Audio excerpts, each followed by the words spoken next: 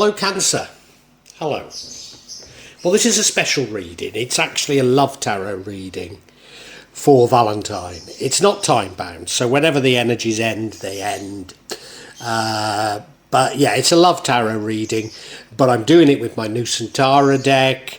And rarely does it give a sugary sort of love reading. No, it's likely to be quite psychological, quite deep, maybe even quite dark. So apologies. And if that's not your bag, then, this isn't for you. This isn't for you. But, yeah, it's, a tarot reading about love for Valentines. And Cancer, I really hope you enjoy it. I hope you get a lot from it. I really do. Now, I'll be using probably 2 decks, but out of 3 decks. So the first deck is Tarot Nusantara. The second deck is the Steampunk deck. And the third deck is the Light Visions Tarot. Tarot Nusantara is actually a new one to me, which I love. Whereas the Light Visions, I've struggled with as a result of the rendering. Although I think I'll grow into it, I will keep using it and coming back to it. You can see on all of them, I'm using quite a lot of salt, and that's to clear the energy and the spirits from them. Something that I do fairly regularly with my tarot. And I also, you'll see a number of Jimat there that I use just to bring a good energy to the tarot and to my reading. And I call on Nia Orakido to assist me in shuffling the cards, in selecting the right cards, and interpret them for Cancer for this Valentine's reading. Okay. There's stuff from the past in this reading that is impacting on your current love life, or maybe lack of it. You look at that middle card, 5 of Swords. That's about moving on, but it's also about dumping baggage. And I've got the feeling that you haven't fully done it. Not quite. You think you have, probably. But no, there's still some impact from the past. The past was a time of abundance and happy families, something that you look back to. And clearly something changed, something happened that's no longer there. And as a result, you've put up barriers. But unfortunately, those barriers are also barriers to a new love. Now, it is right what you're doing. You do need to put up barriers because you don't want to fall into the same traps, but by the same token, those barriers are preventing any love. So it would be better to take more of a middle ground. But you're prone to sort of rushing off. You're prone to, you put up those barriers and then you bring them down again and get hurt again, You rush off, you don't think. Yeah. And you end up what looks to be manifesting money, which is rather odd. Maybe you've given up on love and you think, well, I might as well make some money. I don't know. I'm going to have to look at each of these cards individually to give you a really candid view. But it's certainly about barriers. It's certainly about, you put up these barriers, you're doing well, you're not finding love, and you drop your barriers completely and you make the same mistake. That's definitely the theme that's running through it. Now, the 6 of Swords is the energy that runs through the entire reading. And because it runs through the entire reading, I don't think that everything that's implied in the 6 of Swords is done with yet. So the 6 of Swords does mean you moving on. So I'm pretty certain it's an old love. It's probably a love that you were very close. You probably shared an awful lot with them. And you've moved on from it. But you might find it impossible to get rid of all the baggage. Maybe you had children. I'm not suggesting that you dump children as your baggage, but what I am saying is maybe it's impossible to fully get rid of the past. It could simply be that they hurt you so much that you're putting up, and this is the most likely, you're putting up barriers, and those barriers are affecting your ability to attract a new love. You look at the card and yeah, she's going from one side of the lake to the other, so it's a new life starting afresh. Yeah, and what she should do is dump the baggage overboard. But as I say, the fact that this is where it is tells me that you've not fully done that. Even though you'll say you have, you've said, yeah, I've moved on, it doesn't mean anything to me. But it's had a great impact on your life and on your feelings. And we have to recognise that as I read throughout this entire thing. It really does look like in the past you've at least felt you had a great relationship. I think you probably also had a family with this person. It might not be, but you look at the card, and there's families in it. There's even dogs in it, and the grandfather living there, Dressed very beautifully, got a very, very beautiful house. Very beautiful house, haven't they? Yeah, I'm not sure if Pentacles is from the Batak people, but that looks like a Batak house. Built those very beautiful houses with those roofs like that, yeah. So, you had so much going for you, you thought things were really settled. But they've clearly come to an end. And maybe it's just that. Maybe it's the baggage is just thinking of how things were. Maybe you've moved on, but you still have memories, don't you? And you still think, oh, what went wrong? It's that type of a thing that I think is still playing on your mind. Cancer. The current energy is the Queen of Swords. Now, she's a clever queen. She's the sort of queen that people come to for advice. But can you see? Look at her. She's sitting in her finery in that throne, and that sword is held right up there. She's a firm but fair queen. She's a queen that you don't mess with. A queen who sets boundaries, and that's what you're doing. You're setting up boundaries, and of course, it's a good thing because I think you've been taken for a ride in the past.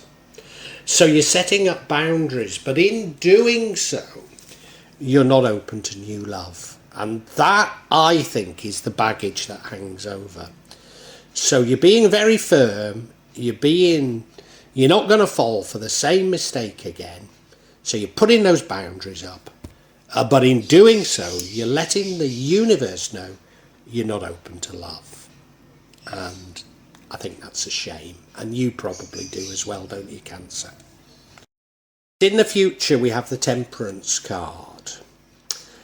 And that is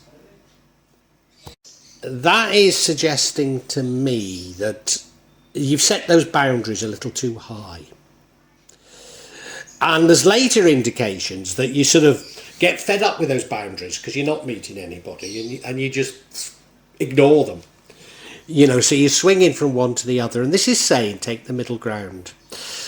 You do need boundaries, but by the same token, if your boundaries are too firm, you'll never find another love. But if you get rid of your boundaries, then you're going to be exploited again. And we begin the cycle because you're not learning.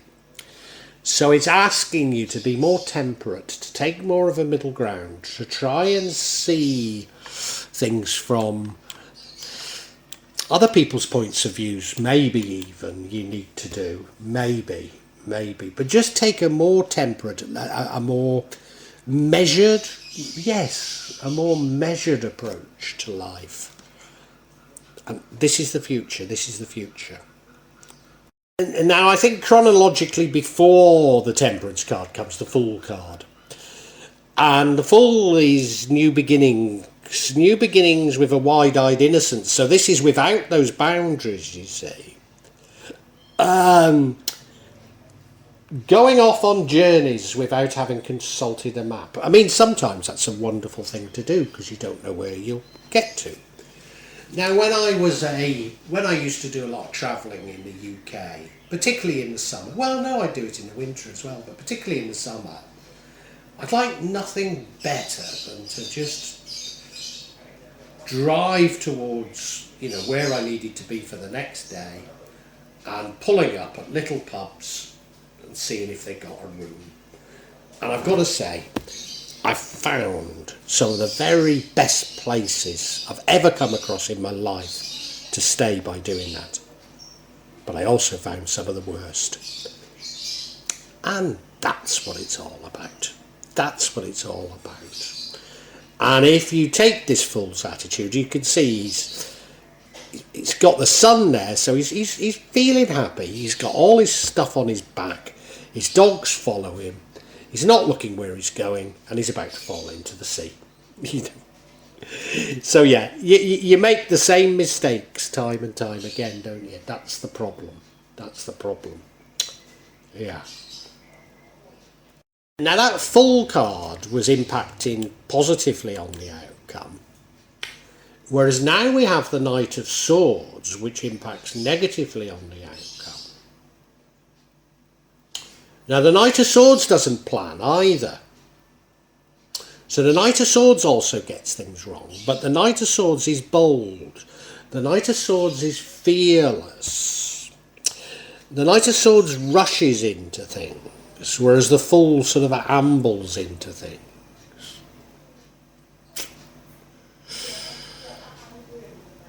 How is this so? Why would one be different to the other?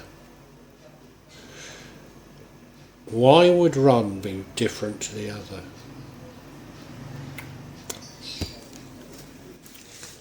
You see, neither are like the Temperance, neither are taking a measured approach. I wonder if the difference between these is the Fool, you're dipping your feet into the sea, whereas the Knight jumps in feet first. Yeah, that's the difference. So I think the universe is saying it's okay to make the odd mistake, but don't get too deep into it.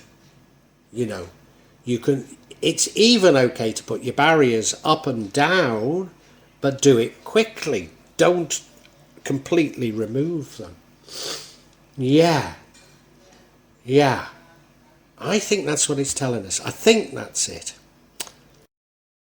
And the outcome is the Page of Pentacles. Now, this could be about manifesting money. It could be about seeking money. It could be about acquiring new skills which will bring you wealth. But I almost get the feeling that because you've been somewhat unlucky in love, you're focusing your attention now on wealth. Now, if we go back to the card of the past, the Ten of Pentacles, that was a time when you had plenty of money. I wonder if the end of that relationship has left you not feeling as rich as you'd like to be, and you've sort of got over, you have dumped the baggage, and you've dumped the baggage largely by dipping your toe in things. And now you're saying, well, I really need to replenish some of that money, and I need to think about that. Not really a Valentine's reading though, is it? Well, I suppose it is. There's a lot of love in this, but why have you switched to money? It's as though you become disillusioned with love almost. And remember, we've got that Knight, which I'm saying is you jumping feet first in. Well, of course, you could be jumping feet first into love, and it could make you even more bitter, or it could work out. So I suppose you don't immediately reach for the Page of Pentacles, I suppose. Let me get some clarification. I seek the clarification on the Queen of Swords because I think if we can understand why you're putting up these boundaries, then we will understand more about everything that's going on here. And the first card of clarification is the Three of Hearts. So, the ending that happened, that happy families, the Ten of Pentacles that ended, it broke your heart. We now have the Three of Cups, friendships. And do you know, I think your partner cheated with a friend, someone very close to you. I think that's what happened. I think that's it. And now we have the High Priestess, which is you trusting your intuition a bit more. You should have seen these things coming. You should have seen these things coming. Okay, let's look at each card individually. So the first card is the Three of Swords. Now, this is absolutely clear. The Three of Swords means a broken heart. So you're putting up barriers because you don't want your heart broken again. And your heart was clearly broken in the past because of, we know in the past was a time of very happy families, a time of wealth, a time when you felt you had everything and you've lost it. And, you know, you're not wanting to replace it, are you? Because you don't want your heart broken again. That's what the barriers are about. You're putting up these barriers because you don't want to get in that position again. So you're not looking back to the past and saying, oh, I wish I could have that again. You're saying, I don't want to go through that again. I don't want to go through that again. Yeah. Now, the Three of Swords is a minor arcana, and I always say, well, it shouldn't last, but I think in your case it does. And that's why I had this overwhelming feeling that you hadn't got rid of all the baggage. Because you don't get rid of a broken heart so quickly, do you? And now we have the Three of Cups, which is friendship, celebrating with friends.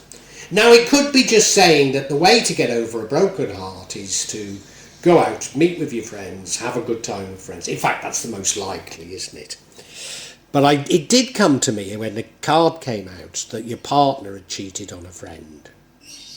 I mean, I suppose either are true, but remember we've got that Temperance card there. So I think it's most likely saying that yes, you've got a broken heart. What you need to do is mend your broken heart. Doesn't mean to say that you put down your barriers completely, but somewhat. Somewhat. Yeah. I suppose one of the reasons, if you look at this rendering, one of the reasons why I think that your partner cheated with a friend, it looks to me like that's a boy between two girls, and both of the girls rather like him. So that's why I just thought about cheating with a friend. In fact, the more I look at that, the more true that feels, and the more likely that explanation is. But to be honest, it's a minor part to the overall reading, isn't it? Yeah. And we now have the High Priestess, which is somebody very much in control of their emotions, somebody that understands their emotions, somebody that understands their subconscious, somebody that understands other people's emotions and subconscious. The female magician, really. So it could be about manifesting, but I don't think it is. You look at the card, it comes across very strongly as the female magician, doesn't it? Somebody who can look into people's hearts. And I think what this is saying is that, because remember the Queen of Swords, she's very much in control of her emotions. Somebody that can also see into people's hearts. I think it's saying that you're right to have these barriers, but be a bit sensible. Use your intuition. Follow your heart a bit more. Follow your heart a bit more and you won't get so hurt. That's what I think it's telling us. Oh, well, I think we can summarise Cancer. Cancer, in the past, you were in a very strong relationship. it felt like you had everything. It felt you had affluence. You may well have had a family. It certainly feels like sort of happy families, but it felt idyllic.